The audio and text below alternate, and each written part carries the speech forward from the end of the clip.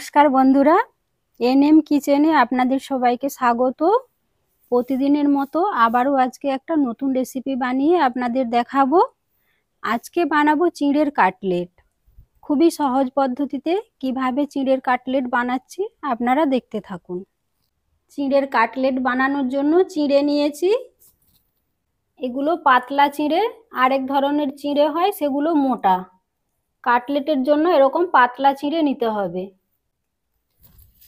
চিঁড়ে নিয়ে নেব। চিঁড়েটাকে জল দিয়ে ভালো করে পরিষ্কার করে ধুয়ে নেব। জল পাল্টে পাল্টে অনেকবার ধুয়ে নেব।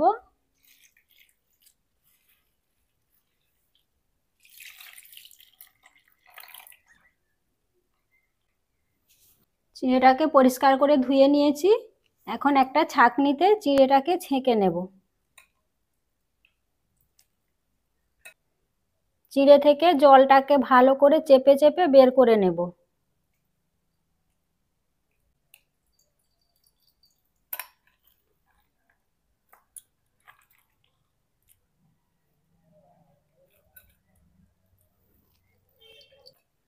চিঁড়ে থেকে ভালো করে জল বের করে নিয়ে শুকনো শুকনো করে নিয়েছি।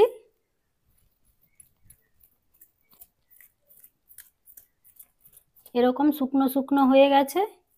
এখন একটা পাত্রে ঢেলে নেব।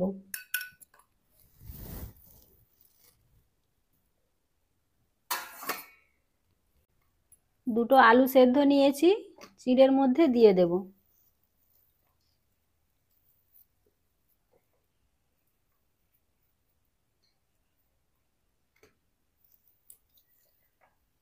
কাঁচা লঙ্কার কুচি দেব, ধনেপাতা কুচি দিয়ে দেব, পেঁয়াজ কুচি দিয়ে দেব, লবণ দেব, অল্প একটু চিনি দিয়ে দেব।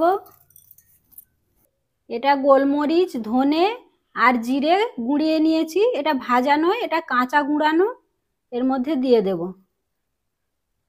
1 চামচ কর্নফ্লাওয়ার দিয়ে দেব।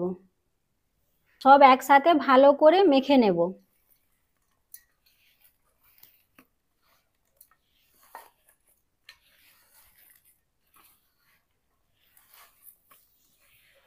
কালারের জন্য একটু লাল লঙ্কার গুঁড়ো নিয়েছি।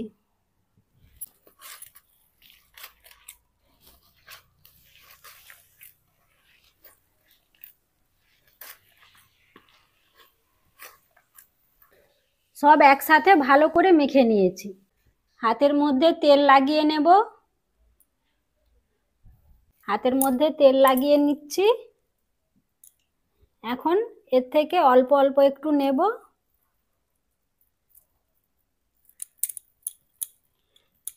প্রথমে একটু গোল করে নেব, তারপর এইভাবে লম্বা করে নেব।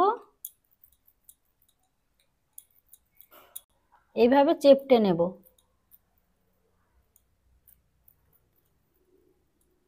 একটু সাইজ করে নেব। একটা আমার বানানো হয়ে গেছে। সবগুলো এইভাবে বানিয়ে নেব।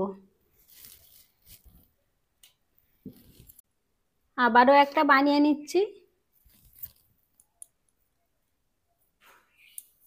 প্রথমে গোল করে নিচ্ছি, তারপর এইভাবে লম্বা করব, তারপর হাতের সাহায্যে এইভাবে চেপটে নেব। আবারও একটা বানিয়ে নিয়েছি। এইভাবে সবগুলো বানিয়ে নেব। সব কাটলেটগুলো এভাবে বানিয়ে নিয়েছি। এখন একটা পাত্র নিয়েছি, ওর মধ্যে 4 চামচ কর্নফ্লাওয়ার দিয়ে দেব।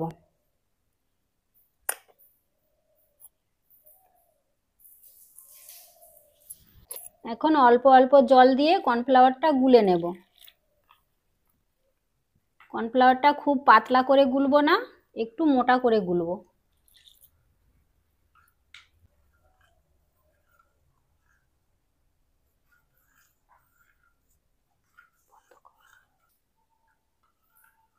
কর্নফ্লাওয়ারটা আমি এরকম ঘনত্বের বানিয়ে নিয়েছি।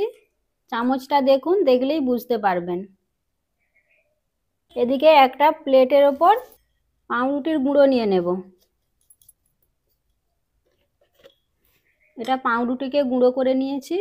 এখন একটা কাটলেট নেব আর কর্নফ্লাওয়ারে দিয়ে দেব।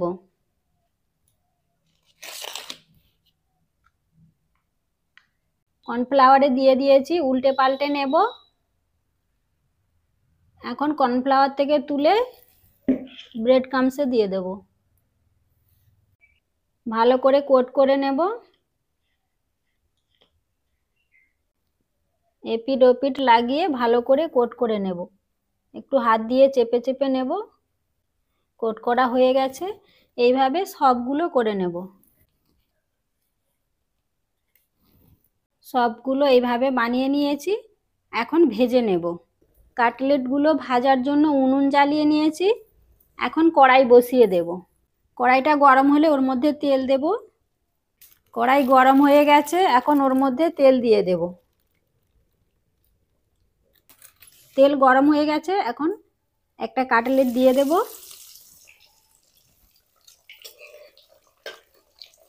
মিডিয়াম আঁচে উল্টে পাল্টে ভেজে নেব। একটু লাল লাল করে ভাজবো। একটা কাটলেট আমার ভাজা হয়ে গেছে, তুলে নেব। দেখতে কত সুন্দর লাগছে দেখুন। খেতে তো দুর্দান্ত হবে। এইভাবে সবগুলো ভেজে নেব। সব কাটলেটগুলো আমার ভাজা হয়ে গেছে। দেখুন কত সুন্দর হয়েছে দেখতে। এখন খেয়ে দেখাবো কেমন হয়েছে খেতে।